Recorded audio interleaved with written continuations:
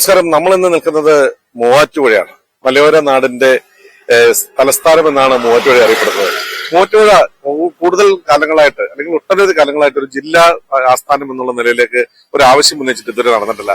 മൂവാറ്റുപുഴ മലയോര മേഖലയുടെ ഒരു ജില്ലയായി മാറുകയാണ്. മലനാട് എന്നാണ് ജില്ലയ്ക്ക് പേര് നൽകിക്കൊണ്ട് ഡോക്ടർ ഡി ബാബു പോൾ ഒരു വലിയ ഒരു ചർച്ചയും പഠനവും സംഘടിപ്പിച്ചിരുന്നു. പക്ഷേ നാളിതുവരെ മൂവാറ്റുപുഴയുടെ ജില്ല ആ സ്വപ്നം സാക്ഷാത്കരിച്ചിട്ടില്ല.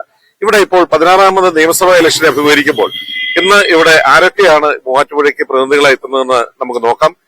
ഇടതുപക്ഷ ഗവൺമെന്റിന്റെ അല്ലെങ്കിൽ ഇടതുപക്ഷ LDF-ന്റെ സ്ഥാനാർത്ഥിയായിട്ട് ഇവിടെ വന്നിരിക്കുന്നത് സഖാവ് അരുൺകുമാറാണ്. കാലങ്ങളായിട്ട് മൂവാറ്റുപുഴക്കാരുടെ വളരെ സുഹൃത്തും അതുപോലെ തന്നെ കലാ സാംസ്കാരിക മേഖലയിൽ ചലച്ചിത്ര മേഖലയിൽ സംവിധായകനായി അടക്കം അരങ്ങേറിയിട്ടുള്ള അരുൺകുമാർ മൂവാറ്റുപുഴക്കാരുടെ എല്ലാവരുടെയും ഇഷ്ട മിത്രമാണ്.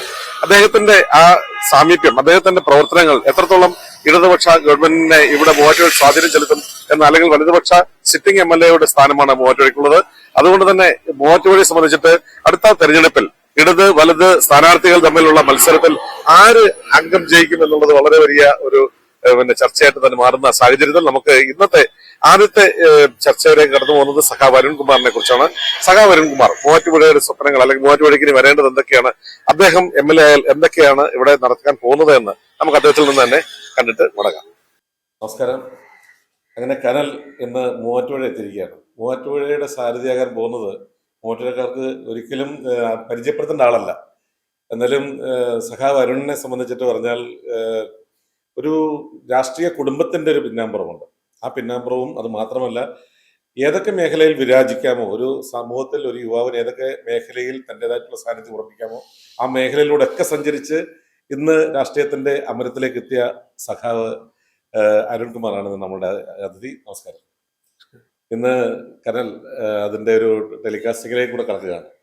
ഒരു യൂട്യൂബ് ചാനൽ എന്നുള്ള നിലയിൽ ലോകത്തെമ്പാടുമുള്ള നമ്മളുടെ പ്രിയപ്പെട്ടവർക്ക് വേണ്ടി കേരളത്തിന്റെ സമഗ്ര വാർത്തകൾ നമ്മൾ സമർപ്പിക്കുമ്പോൾ വരാനിരിക്കുന്ന രാഷ്ട്രീയത്തിൽ അല്ലെങ്കിൽ തിരഞ്ഞെടുപ്പിനെ അഭിമുഖീകരിക്കുന്ന ഒരു സമയമാണിത്. ആ സമയത്ത് മൂവാറ്റുപുഴയുടെ സമസ്ത മേഖലകളിലും എല്ലായിടത്തും ഇടപെട്ടൊരു വ്യക്തിയാണ്. അങ്ങനെ ഒരു വ്യക്തി നിയമസഭാ സാമാജികനായിട്ട് മത്സരിക്കുമ്പോൾ എങ്ങനെയാണ് ഇതിനെ കാണുന്നത്? ഇപ്പോഴത്തെ നമ്മുടെ രാഷ്ട്രീയ കാലാവസ്ഥ എങ്ങനെയാണ് കാണുന്നത്? കേരളത്തെ സംബന്ധിച്ചിടത്തോളം 10 വർഷക്കാലം ഇടതുപക്ഷ ജനാധിപത്യ മുന്നണി ഭരണം പൂർത്തീകരിക്കുമ്പോൾ കേരളത്തിന്റെ ചരിത്രത്തിൽ തന്നെ ഏറ്റവും മികവാർന്ന ജനക്ഷേമ പദ്ധതികളിലൂടെ വികസന ക്ഷേമ പ്രവർത്തനങ്ങളിലൂടെ മുന്നേറിയ കാലമാണ് കടന്നു പോകുന്നത്. മൂവാറ്റുപുഴയിൽ സവിശേഷമായ ഒരു സാഹചര്യം ഉണ്ടായത് 5 വർഷക്കാലം മൂവാറ്റുപുഴയിൽ ഇടത് MLA ഉണ്ടായിരുന്നില്ല. മൂവാറ്റുപുഴയെ പ്രതിനിധീകരിച്ച് വന്നത് കോൺഗ്രസിന്റെ മാത്യു കൊടനാടനായിരുന്നു. പക്ഷേ കേരളത്തിലുടനീളമുണ്ടായ വികസന മുന്നേറ്റം മൂവാറ്റുപുഴയിൽ അതിൻ്റെതായ വേഗതയിൽ നടത്താൻ സാധിക്കാത്തത്, പുതിയ പ്രോജക്റ്റുകൾ ഉൾപ്പെടെ വരാൻ സാധിക്കാത്തത് ഇവിടുത്തെ MLA-യുടെ ഭാഗത്തുനിന്നുണ്ടായ ഒരു വീഴ്ചയാണ് എന്ന കാര്യം ഈ നാട്ടിൽ ഓരോരുത്തരും മനസ്സിലാക്കുന്നുണ്ട്. ഈ ഘട്ടത്തിൽ മൂന്നാമതും ഇടതുപക്ഷ ജനാധിപത്യ മുന്നണി അധികാരത്തിലേക്ക് എത്തുമ്പോൾ ഈ മണ്ഡലത്തെ പ്രതിനിധീകരിക്കാൻ ഒരു ഇടത് MLA ഉണ്ടാകണം എന്ന ആഗ്രഹം, എന്ന താല്പര്യം മൂവാറ്റുപുഴ ജനതയ്ക്കുണ്ട്. അത് തന്നെയാണ് മൂവാറ്റുപുഴയെ സംബന്ധിച്ചിടത്തോളം ഈ തെരഞ്ഞെടുപ്പിന്റെ ഏറ്റവും വലിയ സവിശേഷമായ സാഹചര്യം. തീർച്ചയായിട്ടും. ഇപ്പം നമ്മൾക്കറിയാം, ഇത് എറണാകുളം ജില്ലയുടെ ഭാഗമാണ് അല്ലെ. കാലങ്ങളായിട്ട് ഒരു വലിയ ആവലാതി മൂവാറ്റുപുഴക്കാർക്കുണ്ട്, ഒരു സ്വന്തമായ ഒരു ജില്ല മലനാട് അല്ലെ. ഇടുക്കിയുടെ കുറേയധികം പ്രദേശങ്ങളും അതുപോലെ മൂവാറ്റുപുഴ പ്രാന്തപ്രദേശങ്ങളൊക്കെ ചേർന്നുകൊണ്ട് ഒരു ജില്ല. കാരണം റൂറൽ ഏരിയയാണ്. നമുക്ക് എറണാകുളത്തിന്റെ അർബൻ ഏരിയയിൽ നടക്കുന്ന വികസന പ്രവർത്തനങ്ങൾ ഒരിക്കലും മൂവാറ്റുപുഴയിലേക്ക് കടന്നു വരാൻ വളരെ വൈകുന്നുണ്ട്. നമ്മുടെ ഈ പറയുന്നത് പോലെയുള്ള ജില്ലാ ഭരണാധികാരികളുടെ ശ്രദ്ധയും വളരെ ഏറെ ദൂരെയാണെന്ന് പറയേണ്ടി വരും. എങ്ങനെയാണ് അതിനെ കാണുന്നത്, ആ ഒരു വാർത്തയെ കാണുന്നത്? ഡോക്ടർ ഡി ബാബു പോളിന്റെ ഒരു പഠന റിപ്പോർട്ടുണ്ട് ജില്ലയുമായി ബന്ധപ്പെട്ട്. പക്ഷെ പല സാഹചര്യങ്ങളാൽ ജില്ലാ രൂപീകരണം സാധ്യമാകുന്നില്ല. സാമ്പത്തികമായ പല വിഷയങ്ങളുടെ പുറത്ത് അത് നടക്കാത്ത സാഹചര്യമുണ്ട്. പക്ഷെ ജില്ല ആയില്ലെങ്കിൽ പോലും അർബൻ ഏരിയ മാത്രമല്ല, ജില്ലയുടെ കിഴക്കൻ മേഖല അതിൻ്റെ ഒരു ഏറ്റവും പ്രധാനപ്പെട്ട കേന്ദ്രമാണ് മൂവാറ്റുപുഴ. കാർഷിക മേഖല, അതുപോലെ ടൂറിസം, ഇതെല്ലാം ഉൾക്കൊള്ളുന്ന ഒരു പ്രദേശം എന്ന അർത്ഥത്തിൽ ഒരു തലസ്ഥാന നഗരി എന്ന ആ ഒരു ക്രെഡിറ്റോടു കൂടി തന്നെ മൂവാറ്റുപുഴയെ മാറ്റിയെടുക്കാൻ സാധിക്കുന്നതാണ്. അതിന് അനുസൃതമായിട്ടുള്ള, അതിനനിവാര്യമായിട്ടുള്ള പദ്ധതികൾ മൂവാറ്റുപുഴയെ കൊണ്ടുവരിക എന്നുള്ളതാണ് ഏറ്റവും പ്രധാനപ്പെട്ട കാര്യം. കാർഷിക മേഖലയെ സംരക്ഷിക്കാൻ. പറയാം, പൈനാപ്പിൾ സിറ്റി മൂവാറ്റുപുഴയിലാണുള്ളത്. അത്തരത്തിൽ റംബൂട്ടാൻ ഉൾപ്പെടെ നിരവധി ഫലങ്ങൾ കൃഷി ചെയ്യുന്ന നൂറുകണക്കിന് ആയിരക്കണക്കിന് കർഷകർ മൂവാറ്റുപുഴയിലുണ്ട്. അവരുടെ കൃഷിയെ അഭിവൃദ്ധിപ്പെടുത്തുവാൻ, മെച്ചപ്പെടുത്തുവാൻ പര്യാപ്തമായ സംവിധാനങ്ങൾ കൊണ്ടുവരണം. അതുപോലെ മൂവാറ്റുപുഴ ടൂറിസം സാധ്യത വളരെ വലുതാണ്. ഇപ്പോൾ കേരളത്തിലെ തന്നെ സുപ്രധാന ടൂറിസം കേന്ദ്രങ്ങളായിട്ടുള്ള മൂന്നാർ, വാഗമൺ, അങ്ങനെ ഒത്തിരി, ഇടുക്കി പ്രദേശത്ത് ഹൈറേഞ്ചിൽ നിരവധിയായിട്ടുള്ള ടൂറിസം കേന്ദ്രങ്ങളുണ്ട്. അങ്ങോട്ടൊക്കെ പോകുന്ന ടൂറിസ്റ്റുകളുടെ ഒരു കവാടമാണ്. അതുകൊണ്ട് തന്നെ ഒരു ടൂറിസം ഹബ്ബാക്കി മൂവാറ്റുപുഴ മാറ്റാനുള്ള സാധ്യതയുണ്ട്. പോയി കാണുന്ന പുഴ തന്നെ ഏറ്റവും സാധ്യമായിട്ടുള്ള കാര്യമാണ്. ത്രിവേണി സംഘം 3 പുഴകൾ വന്ന് ചേരുന്ന ഒരു മണ്ഡലമാണ്, ഒരു പ്രദേശമാണ് മൂവാറ്റുപുഴ. അത്തരം സാധ്യതകൾ ഉപയോഗിച്ച് ടൂറിസം വളർത്തിയാൽ മൂവാറ്റുപുഴയുടെ സാമ്പത്തിക വ്യവസ്ഥിതിക്കും സാമ്പത്തിക സംവിധാനത്തിനും ചെറുപ്പക്കാർക്ക് തൊഴിലവസരം എല്ലാം ഉണ്ടാക്കിയെടുക്കാൻ സാധിക്കും. അനുബന്ധമായ നിരവധി വ്യവസായങ്ങൾ, ഇതൊക്കെ മൂവാറ്റുപുഴയിലേക്ക് കൊണ്ടുവരാൻ സാധിക്കും. പിന്നെ ഒരു നമുക്ക് മുന്നോട്ട് വയ്ക്കാവുന്ന ഒരാശയം, ഇപ്പോൾ എറണാകുളം നഗരത്തെ പിന്തുടർന്ന് ഇപ്പോൾ കാക്കനാട് മുതൽ ഇങ്ങോട്ടെടുത്ത ആലുവ മുതൽ സൈബർ മേഖലയിൽ നിരവധിയായിട്ടുള്ള തൊഴിൽ സാധ്യത കണ്ടെത്താൻ സാധിച്ചിട്ടുണ്ട്. അപ്പോൾ സൈബർ രംഗത്ത് ചെറുപ്പക്കാർക്ക് തൊഴിലവസരം ഉണ്ടാക്കുമാറ് മൂവാറ്റുപുഴയിൽ അതിന് പര്യാപ്തമായിട്ടുള്ള സംവിധാനങ്ങൾ ഒരുക്കി കൊടുത്താൽ ആയിരക്കണക്കിന് ചെറുപ്പക്കാർക്ക് സൈബർ രംഗത്ത്, IT രംഗത്ത് തൊഴിൽ ആഗ്രഹിക്കുന്നവർക്ക് അവസരങ്ങൾ ഉണ്ടാക്കി കൊടുക്കാൻ സാധിക്കും. തീർച്ചയായിട്ടും. സഹാവരൻ ഇപ്പോൾ മുന്നോട്ട് വയ്ക്കുന്ന മൂവാറ്റുപുഴയുടെ പ്രധാന പ്രതിസന്ധികൾ, പ്രശ്നങ്ങൾ എന്തൊക്കെയാണ്? മൂവാറ്റുപുഴയുടെ ഏറ്റവും പ്രധാനപ്പെട്ട പ്രതിസന്ധി എന്ന് പറയുന്നത് നമ്മുടെ കാർഷിക വിളകളുടെ വിലയില്ലായ്മ വലിയ പ്രശ്നമാണ്. കർഷകരുടെ വലിയ വിഷയങ്ങളുണ്ട്. അത് കേരള ഗവൺമെന്റ് കുഴപ്പം കൊണ്ടല്ല, കേന്ദ്ര ഗവൺമെന്റിന്റെ തെറ്റായ സാമ്പത്തിക നയത്തിന്റെ ഭാഗമായിട്ട് തന്നെ ഉണ്ടായിട്ടുള്ളതാണ്. അതിന് പരിഹാരം കാണുവാൻ വേണ്ടിയുള്ള സാധ്യതകൾ ഏതെന്ന് ആരായേണ്ടതുണ്ട്. അതിന് പര്യാപ്തമായിട്ടുള്ള പദ്ധതികൾ നമുക്ക് കൊണ്ടുവരേണ്ടതുണ്ട്. അതുകൂടാതെ ഞാനീ സൂചിപ്പിച്ച മറ്റ് സമീപ മണ്ഡലങ്ങളൊക്കെ വളരെ ദ്രുതഗതിയിൽ വികസനത്തിലേക്ക് എത്തിയിട്ടുണ്ട്. ഞാൻ രാഷ്ട്രീയ കണ്ണോടുകൂടി പറയുകയല്ല. മൂവാറ്റുപുഴയുടെ തൊട്ടപ്പുറത്തെ തൊടുപുഴ വളരെ വികസനം എത്തിക്കാൻ സാധിച്ചു. അതുപോലെ തന്നെ സമീപ പ്രദേശങ്ങളിലൊക്കെ അത്യാവശ്യം വികസനം എത്തിയിട്ടുണ്ട്. പക്ഷെ മൂവാറ്റുപുഴയുടെ സാധ്യതയ്ക്ക് അനുസരിച്ചുള്ള ഒരു തരത്തിലുള്ള വികസനവും ഉണ്ടായിട്ടില്ല. അത് മൂവാറ്റുപുഴയുടെ ഒരു കുറവാണ്, പ്രതിസന്ധിയാണ്. 16ാം നിയമസഭാ ഇലക്ഷൻ ഇപ്പോൾ സമീപമായിരിക്കുന്ന ആ ഒരു സാഹചര്യത്തിൽ ഈ ഇലക്ഷനിൽ വിജയിച്ചാൽ എന്തായിരിക്കും ആദ്യം ചെയ്യുക?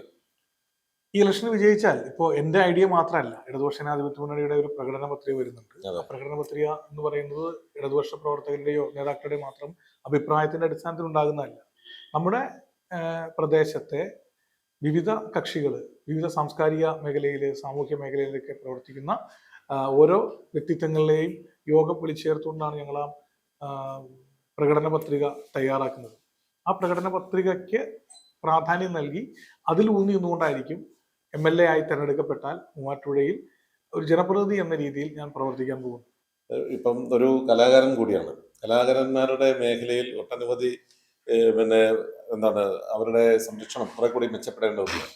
കലാകാരന്മാരെ സംബന്ധിച്ചിട്ട് നമ്മൾ ഇപ്പം ഒരുപാട് നിവേദനങ്ങൾ പല കലാകാരന്മാരുടെ സംഘടനകളും മുന്നോട്ട് വെച്ചിട്ടുണ്ട്. മുൻപ് സ്റ്റേജ് കലാകാരന്മാർക്ക്, അക്കാഡമിയിൽ രജിസ്റ്റർ ചെയ്ത കലാകാരന്മാർക്ക് ഒരു വീഡിയോ റൈറ്റ് ഇൻക്ലൂഡ് ചെയ്തുകൊണ്ട് ഒരു നിശ്ചിത തുക നൽകിക്കൊണ്ട് ആ കലാരൂപം റെക്കോർഡ് ചെയ്ത് ചിത്രീകരിച്ച് ആർക്കൈവിടണം എന്നൊക്കെയുള്ള സജഷൻസ് ഒക്കെ വന്നിട്ടുണ്ട്. ഒരു കലാകാരൻ, പ്രത്യേകിച്ച് നാടക സംഘാടകരും നടനും സംവിധായകരും ടെലിഫിലിം അതുപോലെ തന്നെ സിനിമ സംവിധാനമൊക്കെ ആയിട്ട് പ്രവർത്തിച്ചൊരു വ്യക്തിയാണ്. ആ മേഖലയ്ക്ക് എന്ത് സംഭാവനയായിരിക്കും നമ്മൾ ഉദ്ദേശിക്കുന്നത്? കലാകാരന്മാരുടെ തൊഴിൽ സുരക്ഷിതത്വം ഉറപ്പുവരുത്താനുള്ള ഒരു ഏറ്റവും മികച്ച ഒരു നയം കൊണ്ടുവരണം എന്നുള്ള അഭിപ്രായം ഞാൻ മുന്നോട്ട് വയ്ക്കും. നമ്മൾ പലപ്പോഴും ശ്രദ്ധിക്കുന്നത് വലിയ സാമ്പത്തിക ശേഷിയുള്ള, താരപ്പൊലിമയുള്ള കലാകാരന്മാരെയാണ്. നമ്മൾ സാധാരണക്കാരായിട്ടുള്ള, ജീവിക്കാൻ വരുമാനമില്ല, സീസണിൽ മാത്രം വരുമാനം ലഭിച്ച് അല്ലാത്ത സമയത്ത് ജീവിക്കാൻ പോലും നിവൃത്തിയില്ലാതെ കഴിയുന്ന അരപ്പഷ്ണിക്കാർ എന്ന് പറയുന്ന കലാകാരന്മാരുണ്ട്. വലിയൊരു സമൂഹമുണ്ട്.